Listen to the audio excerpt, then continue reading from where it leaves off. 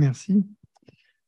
Et j'en profite aussi pour dire que je suis là jusqu'à demain, donc n'hésitez pas, si vous avez des questions auxquelles on n'aura pas eu le temps de répondre, de venir me voir.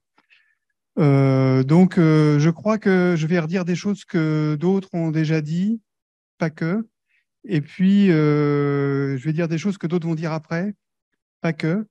Mais finalement, c'est peut-être pas une mauvaise idée parce que finalement, c'est des choses importantes qui vont revenir, dites de façon un peu différente. Et donc, ça va vous montrer au moins l'importance de ces choses-là. Alors, donc, je suis Adi Kenville. Je suis, pour ceux qui ne me connaissent pas, je suis administrateur des données, algorithmes et codes. Et donc, je m'occupe de ce qu'on appelle la gouvernance des données à INRAE.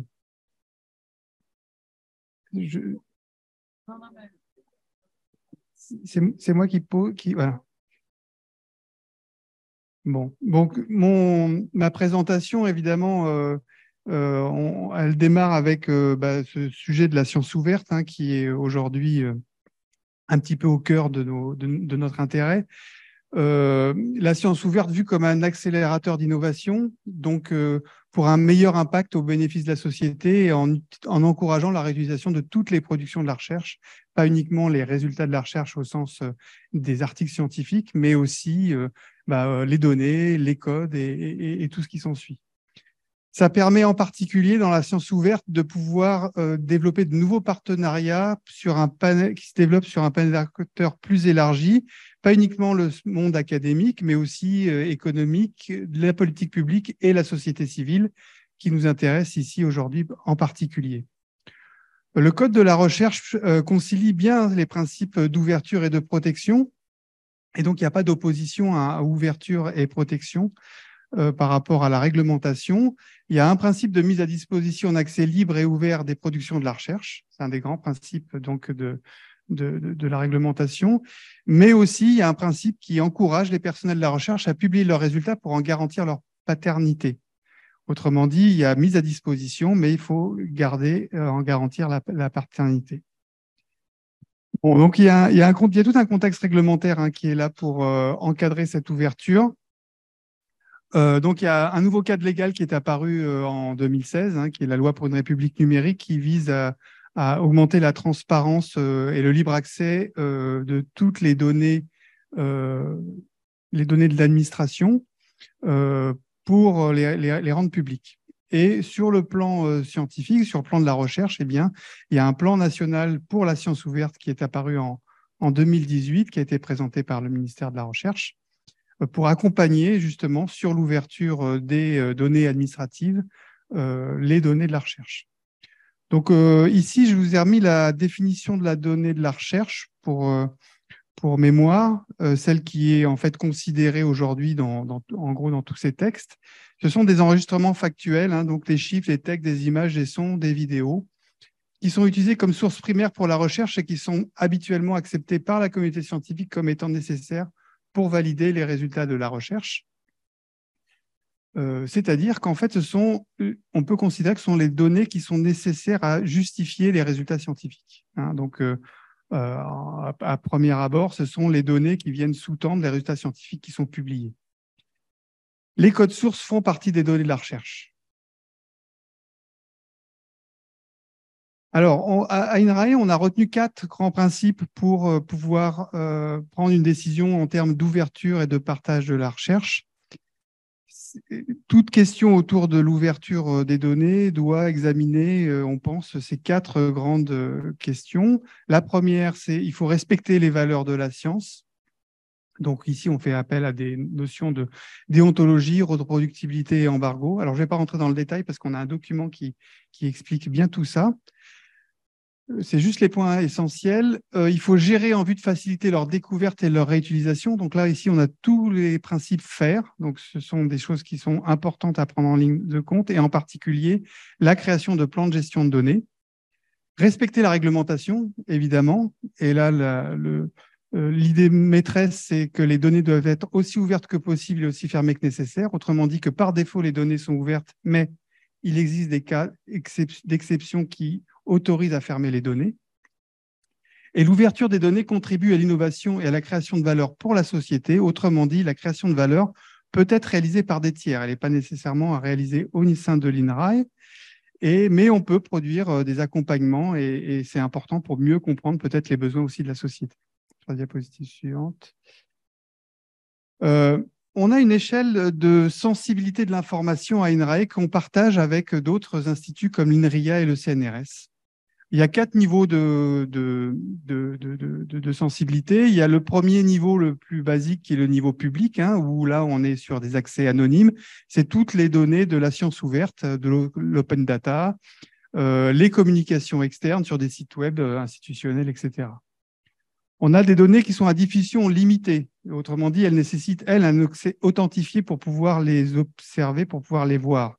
Ce sont des données qui sont des informations internes à INRAE ou à un collectif. Ça peut être des données, par exemple, en cours d'élaboration dans le cadre d'un projet scientifique.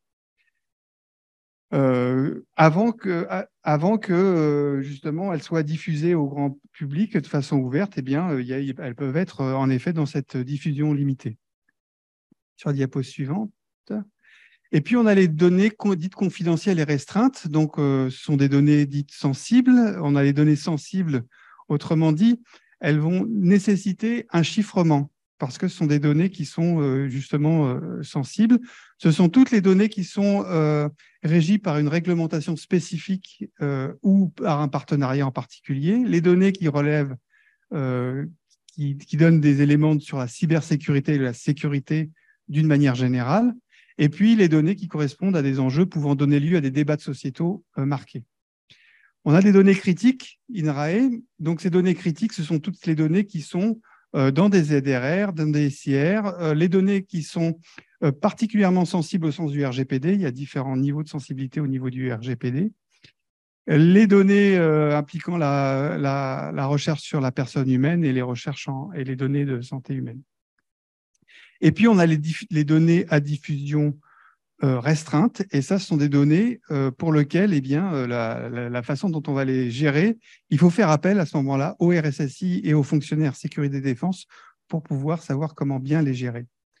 Et ce sont les données qui sont susceptibles d'être détournées à des fins de terrorisme ou de prolifération d'armes de destruction massive et leurs vecteurs. Voilà. Et puis, les données classifiées défense. Et ça, a priori, on n'en a pas chez nous. Donc, gouverner les données, c'est quoi? Après tout ce que je viens de dire, c'est penser, faire et réglementation sur tout le cycle de vie de la donnée. Autrement dit, il faut, dès lors qu'on acquiert les données, il faut penser aux licences, autrement dit, le droit qu'on a à utiliser ces données et ce qu'on peut en faire. Tout au long lorsqu'on stocke, lorsqu'on calcule, lorsque l'on entrepose, on doit se poser la question sur la sécurité de ces données, en particulier lorsque l'on manipule des données sensibles. On ne doit pas le faire dans n'importe quel environnement. Il faut sécuriser ces environnements en fonction du niveau de confidentialité, de sensibilité que je vous ai donné. Et puis, lorsqu'on diffuse, eh bien, il faut diffuser avec une licence. Hein, et puis, voilà, quand on récupère des données, il faut toujours se préoccuper de savoir quelle est la licence qui est attachée. Diapositive suivante. Alors, les données à INRAE, on a différents types de données. Les grands types de données que l'on manipule rapidement, ce sont les données expérimentales, d'observation, d'environnement. Généralement, ce ne sont pas des gros volumes de données par rapport à d'autres types de données. Ce sont quelques gigas par an. Les données relatives aux ressources génétiques et génomiques, là, pour le coup, on a des données qui sont très importantes et qui sont stockées généralement dans des entrepôts internationaux. Et puis, on a les données d'enquête et analyse textuelle qui, elles, portent alors, en volumétrie, elles ne sont pas très importantes, mais elles se sont souvent des données à caractère personnel et donc elles doivent être manipulées avec précaution. Et en particulier, leur partage va supposer soit des modifications d'échelle pour qu'on ne reconnaisse pas les endroits, par exemple, ou de l'anonymisation lorsqu'il y a des noms. Et puis, on a les codes informatiques et algorithmes. J'insiste là-dessus parce que ça fait partie des données et souvent, on a tendance à les oublier. Donc, tous les logiciels que vous développez dans le cadre des applications là, font partie aussi des données et doivent être aussi gouvernés de la même manière que les données qu'ils récupèrent. Hein. Diapositive suivante. Alors, quelques repères pour les données. Les données doivent être finalisées pour être partagées. Autrement dit, tout ce qui est donné en cours de traitement n'a pas vocation à être partagé. hein. Donc, lorsqu'on est en train d'acquérir des données, lorsqu'on vient de les recevoir, eh ben, on a des données brutes, on les travaille, elles n'ont pas vocation à être partagées. Les données non publiables sans accord, bah, c'est toutes les données dont on n'a pas la propriété, hein, en particulier celles qui ont été acquises par une entreprise, par une association ou par un particulier. Donc, dans votre cas, dans le cas du crowdsourcing, eh bien, il faut prendre des précautions lorsque vous récupérez des données qui vous ont été produites par des tiers, hein, et en particulier par des personnes. Il faut que vous ayez leur autorisation pour pouvoir diffuser leurs données. Les données à caractère personnel, eh bien là, pour le coup, c'est encore plus évident, hein, même si vous ont, enfin, même si c'est pas eux qui vous les ont fournis, il y a aussi il y a besoin d'avoir l'accord pour pouvoir partager ces données. Et puis aussi les données identifiantes par corrélation, donc c'est tout ce qui est données par exemple GPS ou des noms de lieux ou des identifications d'animaux qui permettent éventuellement de reconnaître des propriétaires. Et donc du coup, on peut identifier des personnes de cette manière-là. Donc il faut là aussi avoir l'accord des personnes pour pouvoir les publier. Il y a des données qui sont non publiables sans traitement, hein, et donc qui ont besoin de l'anonymisation, des modifications d'échelle, de faire des moyennes sur des régions, par exemple. Et ça, c'est en particulier toutes les données qui risquent de mettre en danger des personnes, des ressources ou des installations. Certaines données de localisation peuvent identifier une installation particulière ou peuvent indiquer un lieu de collecte. Eh bien, il s'agit de le protéger parce que sinon, on peut le mettre à la portée de n'importe qui peut venir saccager l'endroit ou prélever des choses, alors que si ce sont des espèces rares, par exemple, ça peut être problématique. Bon, les données à des fins terroristes, ça paraît assez clair. Les données immédiatement et intégralement publiables, ce sont toutes celles qui sont obtenues à 50% sur fonds publics, hors cas précédent. D'accord ? Donc, dès lors qu'on obtient des données à 50% sur fonds publics, on peut les publier. Et puis, évidemment, toutes celles qui sont anonymisées avec des modifications d'échelle et des moyennes. Ça, c'est pour vous dire qu'en fait, même s'il y a des régimes restrictifs sur certaines données, il y a moyen quand même de les publier pour peu qu'on fasse quelques modifications dessus. Les codes, les algorithmes et les logiciels sont aussi des données. Donc là aussi, il faut penser réutilisation et en particulier les licences qui sont associées à ces codes. Et il faut les imaginer pour que ces codes puissent être réutilisés. Donc, il faut éviter d'utiliser des licences qui empêchent la réutilisation des codes. Et puis, il faut décrire les algorithmes. Ça, c'est quelque chose aussi qui est important, auquel on ne pense pas souvent, parce que réutiliser un code, reprendre un code sans connaître les algorithmes sous-jacents, eh bien, c'est assez compliqué parce qu'il faut faire ce qu'on appelle du reverse engineering. Il faut essayer de comprendre quel est l'algorithme à partir du code. Eh bien, ce n'est pas toujours très simple, hein. Les informaticiens dans la salle savent de quoi je parle.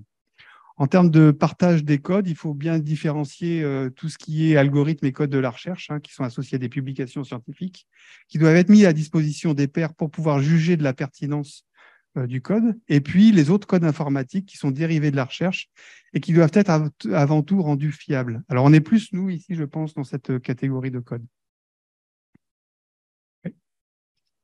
Alors, rôle et responsabilité, là, c'est pour vous expliquer un petit peu comment on s'organise côté INRAE pour pouvoir aider les scientifiques, les chercheurs, les ingénieurs, enfin toute la commune, tous les acteurs INRAE qui ont besoin de pouvoir travailler sur des données.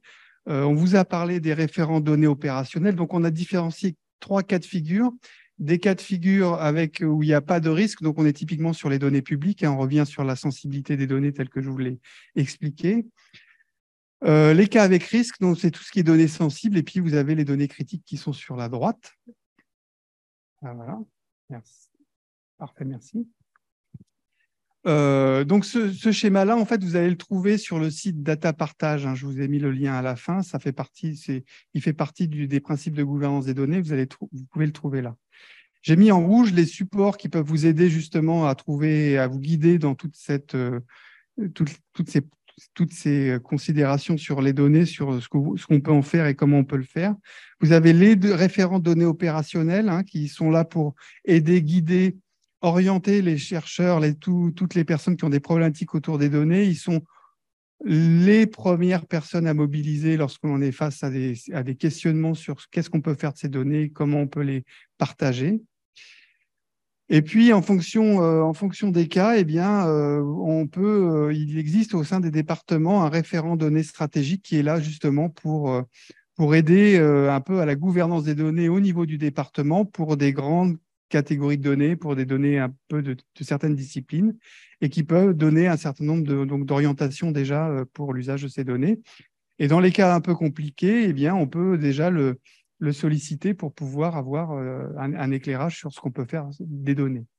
Et en dernier recours, eh bien, lorsque l'on est vraiment dans des cas difficiles et qu'on n'a pas eu de réponse à nos questions, eh bien, on peut solliciter la cellule nationale de gouvernance des données, donc via mon intermédiaire, qui réunit les principaux compétences de la donnée autour, enfin, qui sont à INRAE et qui peuvent apporter un éclairage et donner des recommandations sur ce que vous pouvez faire avec vos données. Voilà, donc j'en finis là. Donc, je vous ai mis ici, en fait, quelques pointeurs. Vous l'avez compris, tout ça, c'est une dynamique qui est en construction, qui est en train de se mettre en place. Donc, voilà. Vous avez le site Data Partage donc, que Eric a déjà mentionné et qui collecte l'ensemble de la documentation sur tout ce qui est partage des données au sens large. Qui est vraiment un pointeur intéressant pour vous, avec une section gouvernance des données et en particulier le texte des principes de la gouvernance des données qui est là pour vous donner un peu plus dans le détail que ce que je vous expliquais les grands principes.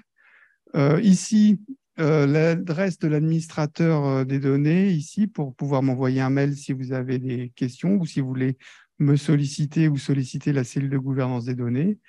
Les réseaux de compétences de la donnée qui sont les référents stratégiques et les référents opérationnels, on les a vus. On est en lien, évidemment, tout ça est en lien aussi avec la DIPSO, bien sûr, mais aussi la DPTI ici, pour tout ce qui est valorisation en fait, de tous ces objets-là. Le site des données à caractère personnel qui vous aide, qui va vous orienter sur un certain nombre de questions et qui va pouvoir vous donner des éléments de réponse sur ce que vous pouvez faire avec ces données. Et puis le site de la RSSI ici pour tout ce qui est sensibilité de l'information. Voilà, merci. Merci Adi.